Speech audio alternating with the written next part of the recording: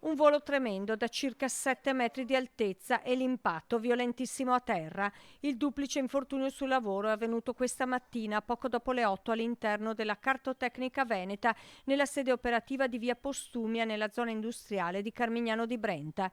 Nell'incidente sono rimasti gravemente feriti 2 dipendenti di altrettante aziende esterne impegnati nei lavori di realizzazione di un impianto termoidraulico sulla copertura del capannone. È in condizioni critiche, lotta tra la vita e la morte a causa di un grave trauma cranico, un operaio di 30 anni di San Zenone degli Ezzelini, ricoverato in prognosi riservata all'ospedale di Padova, dove è arrivato con l'elisoccorso. Meno grave la situazione dell'altra ferita, una donna di 45 anni di Mussolente che ha riportato varie fratture agli arti inferiori, anche lei trasportata in elicottero ma al Cafoncello di Treviso. Il giovane lavora alle dipendenze di una ditta di San Zenone, la 45enne invece per un'azienda di impianti di Borso del Grappa.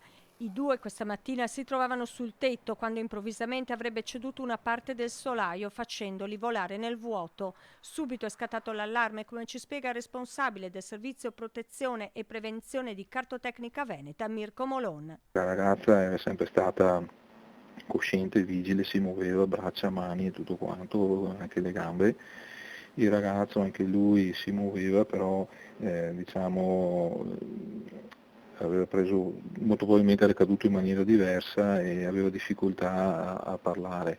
Era semicosciente da quello che mi risulta, infatti io gli continuavo a dire stringimi la mano se capisci quello che dico e lentamente mi stringeva la mano. Sul posto sono giunti anche i carabinieri e i tecnici dello Spisal. Gli ordini di servizio per oggi erano quelli di effettuare degli allacciamenti diciamo così, interni a capannone, sì che dovevano lavorare a terra o eventualmente in quota contrabbattello, diciamo, e non dovevano essere dove si sono trovati stamattina in sostanza. Al momento ci sono accertamenti in corso. Spetterà ora al personale dello Spisal far luce su quanto accaduto ed accertare eventuali responsabilità sul grave infortunio.